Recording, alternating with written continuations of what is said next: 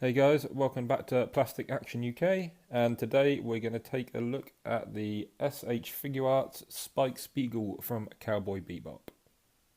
So, starting with the packaging, you'll see I've already taken the figure out, but this is the box you get. Standard SHF big window box on the front, brick motif character name, some side art of Spike there. On the back, just some poses you can get them into, your warnings, all the usual stuff. Just Cowboy Bebop on that side. And at the top, which they've started doing lately, is putting a little hologram on there to obviously try and weed out all the bootlegs that are coming out lately. So this is kind of your seal of authenticity on the top there. So that's the box. Let's move on to the figure. And fresh out the box, this is what you'll get. The standard faceplate and two fists. Pretty good looking. I mean, it's quite a softish sculpt, but that's basically what you're going to get with an anime based character anyway. Some nice shading through the hair.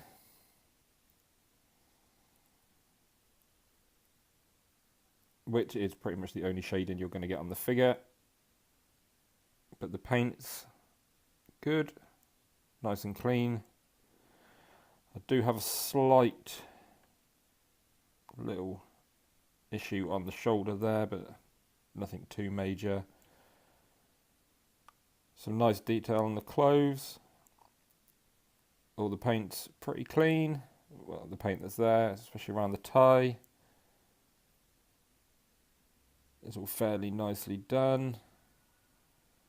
Some nice wrinkles through the clothes. They're all pretty screen accurate.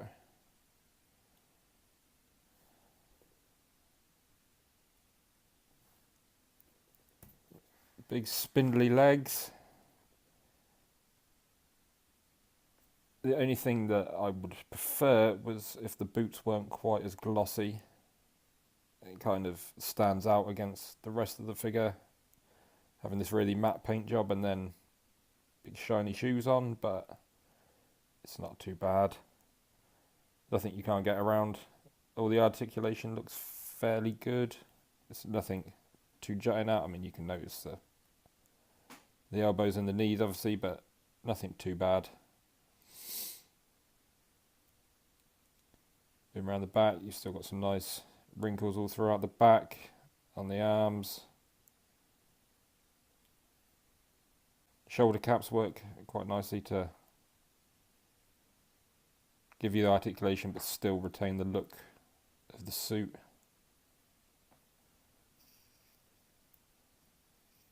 So, well, there's not a massive amount to talk about really. It looks pretty screen accurate, and it's definitely a great look if you're a fan of the show. So let's have a little look at the accessories. Moving on to accessories. Faceplate wise, he's got the standard board look. Pretty standard for a Spike figure. He spent most of the show looking fairly bored. Then you get the kind of smirking, smiley head paint. Nice clean paint on it. Then you get the angry, pissed off look into the side.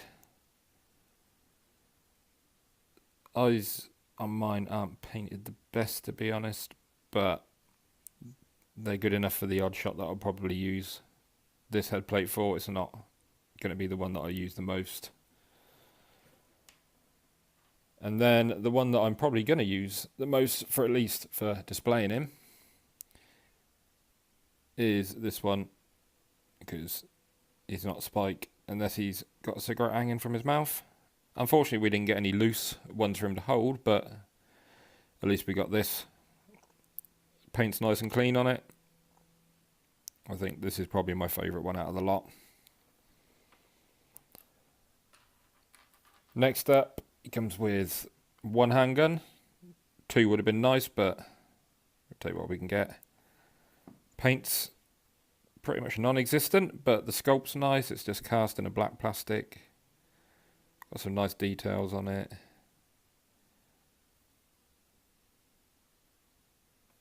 And he can hold it no problem. Hand-wise, I'll just hold him up in the tray because it's probably a bit easier. But you've got trigger hands, open hands. You've got these that are kind of like trigger hands but slightly wider ones, and a couple of more style pose / martial arts kind of hands. And they all look pretty good. And they're pretty easy to swap out. Just pop the hand off. You got your standard SHF peg on there. Get a nice solid click when you put it on. And as you can see, he can hold his weapon without an issue. Finger goes through the trigger guard. And for head swapping, simply pop the hair off, pop the face off, pick out what face you want to put on.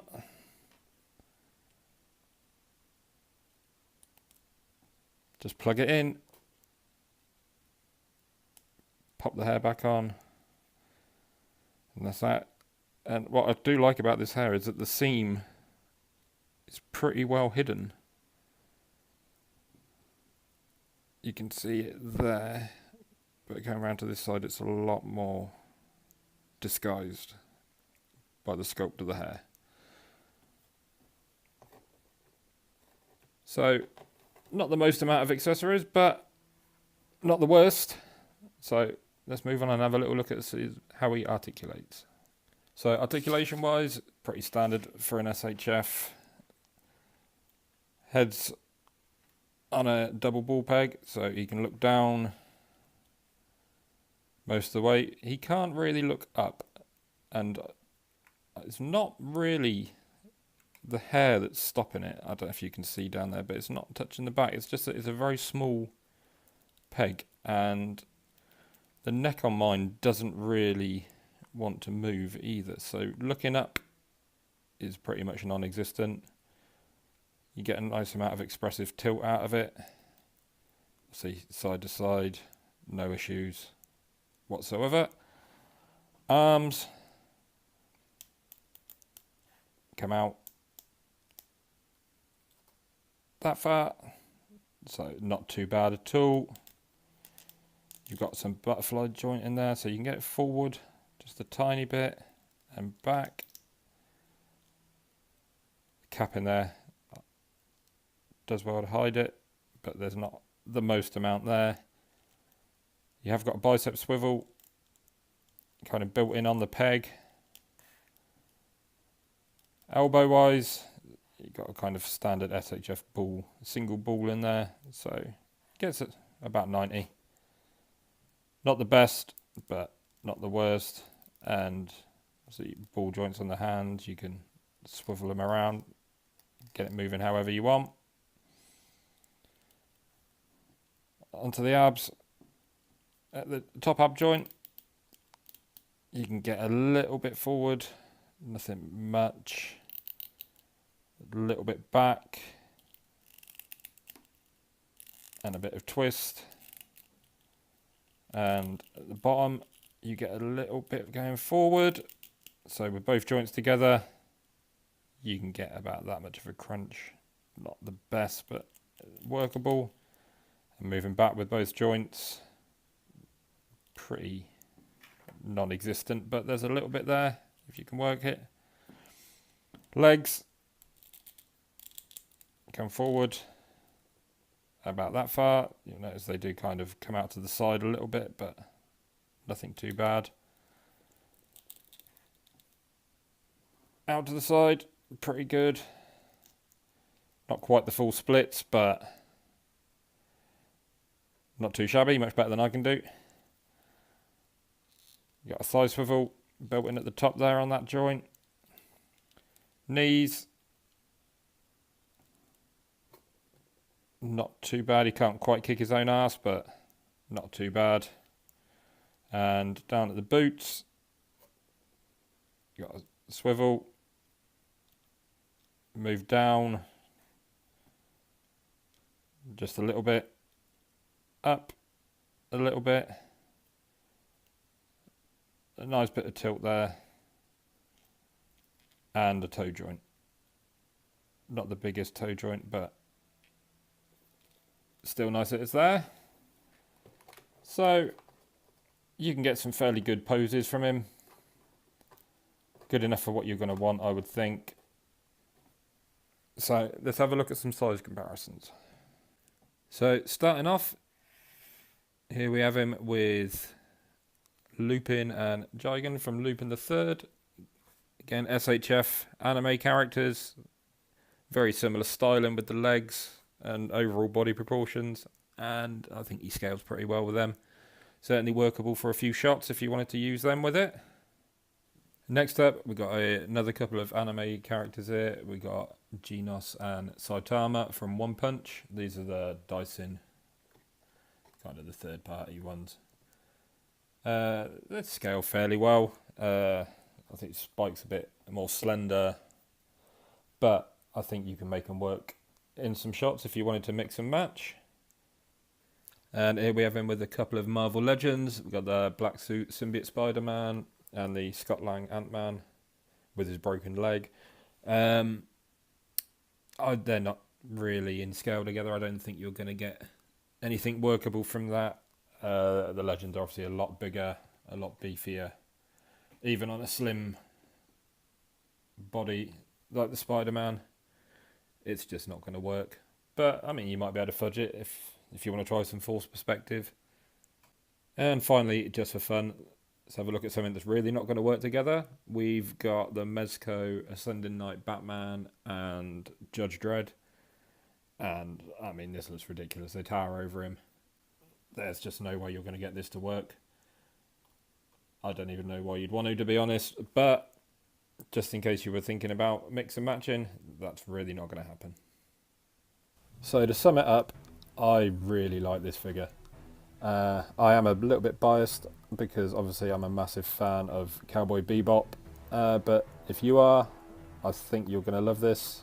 If you're not, I'm not quite sure why you're even watching this review, but even if you're not, it's a good figure just to have on the shelf. It's nice looking, it's well articulated.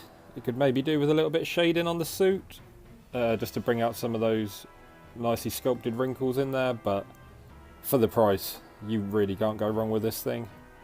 So I definitely recommend adding it to your collection. As for where you can get it, I ordered mine from Japan because I didn't want to wait for the UK release. But if you don't want the hassle of importing and risking import charges, etc., check out Toy Trash. They've got it on pre-order at the minute for the June release date, and you're probably not going to beat the price from what I've seen. So head over there, speak to Cam, he'll sort you one out. I can't recommend it enough. So that's all from me guys, and until next time, see you later.